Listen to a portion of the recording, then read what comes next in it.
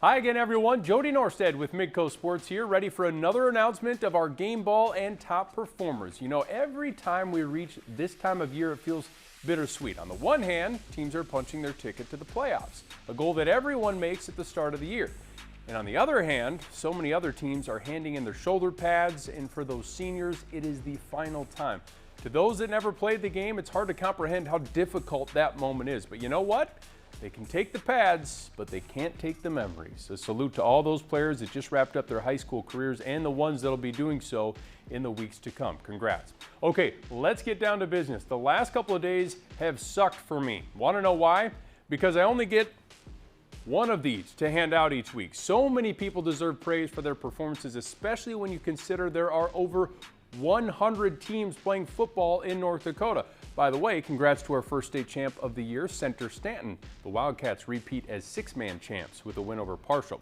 This week's Midco Sports Game Ball, sponsored by Farmers Union Insurance, is heading to Castleton for Peyton Lemar, who set the tone for Central Cass in a dominant win over fellow playoff-bound Harvey-Wells County. And it's not just what he does on the field. I have some video that you're going to want to see that shows you the type of kid that Peyton is. Let's get to the top performers first, though. I don't know if Bismarck's offensive line has a nickname, but I feel like they need one the way they're playing right now. The Bismarck Bullies, maybe, the Bulldozers, the Demolition Demons, I don't know, whatever you want to call them. They punished second-ranked Cheyenne on Friday night to the tune of 378 rushing yards and 5 touchdowns on 45 carries. That's over 8 yards a pop in a gritty road win. Give some love to Jack Schaefer, Caden Heupel, Easton Eggeberg, Sam Larson, and Damian Haroldstead. Every 3A team in the state, close your ears on this one because I have some bad news for you. There isn't a senior in that group. It's 4 juniors and a sophomore. Good luck with that. Every week that the weather gets worse, I feel like the Demons are just getting better. Carter Henke and Deegan Staudinger were running wild in that win, and we'll see what happens this week in the Capital City Showdown against Bismarck Century. Tioga was trailing Lewis and Clark 30-6 with about 5 minutes left in the game. Final game of the season, no playoffs in sight. Might as well just roll over and hit the showers, right? Not so fast. The Pirates rallied to tie the game with 24 unanswered points. Again, in the final 5-6 minutes of the game, forcing overtime, tied at 30, and then they get the win, too, by a 2-point conversion, 38-36 the final. Senior quarterback Casey Odegaard sparked the comeback, passing for 193 yards and 3 touchdowns, rushing for 70 yards and a touchdown, and accounting for 4 2-point conversions. He also made 9 tackles and an interception on defense. Well, so much for flying under the radar anymore. The Horace Hawks have been piling up some nice wins this season, including their first in program history. That seems like it was a long time ago, but Friday night it reached a whole new level when the Hawks went on the road and beat 2-time defending state champ Jamestown 29-28. Gavin Olson was instrumental in the win. The senior completed his only pass attempt for a 39-yard score on a reverse pass trick play to open the game. Then the trickery continued later in the game when Olson kept the reverse and scored another long touchdown. The Hawks needed every bit of those trick plays to register the 1-point win. Lisbon punched its ticket to the Class A postseason with a dominant performance over Mayport CG. Cameron Opp was a utility man. He scored twice rushing, once receiving, and added a 4th touchdown with his arm in the 40-13 victory over the Patriots. We'll see if Opp and company can keep things rolling in a tough first-round matchup against Langdon-E-M. Well, I don't think any team has had more mentions on this list than these Shanley Deacons this season. I guess that's what happens when you put up pretty much Harlem Globetrotter-like stats on offense at the 3A level. This duo continues to shine. Senior quarterback Landon Meyer passed for nearly 400 yards and rushed for another 100 while combining for 7 touchdowns and helping the Deacons pull away from 5th-ranked Mandan down the stretch 55-33. His favorite target Friday night was fellow senior Sam Oshek, who's in the midst of a record-breaking season. He caught 12 passes for 213 yards and 3 touchdowns in the victory. That runs his season stat line to a ridiculous 68 catches for 1,121 yards and 16 touchdowns. That's before the postseason. There's still one regular season game left. That means he's averaging about 140 yards and 2 touchdowns every single game. He plays a lot on special teams and defense too for Troy Mattern's squad. The Deacons have been something else this season. Linton-HMB Strasburg Zeeland enters the 9-man postseason, playing some outstanding football, and junior QB Gentry Richter is a big reason why. In a win and in game against Kidder County, he completed 16 of his 25 passes for 312 yards and 6 touchdowns, while scoring a lucky 7th on the ground in the 54-18 win over Kidder County. Now the Lions set their sights on trying to pull a first-round upset at undefeated West Hope Newburgh-Glenburg. Well, we had a few nominations for this next young man, and deservedly so. Demarion Semenko was sensational in Friday's win over Wahpeton.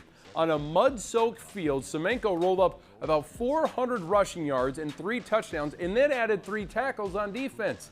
They needed every bit of his performance too, because South only led by 1 point at the half before pulling away in the third and fourth quarters. Do yourself a favor and go check out the huddle highlights from his night, because he plays with a competitiveness and physicality level that coaches dream of. Plus, it was fun because it was being played in the mud. And shout out to that Bruin offensive line too, because Dorian Sadness rolled up over 100 yards and a couple of touchdowns too from that South backfield. This next shout out is for Enderlin. The Eagles may not have found a way into the win column this year, but Jake Simburo went down swinging. The junior receiver hauled in 7 passes and broke 2 school records.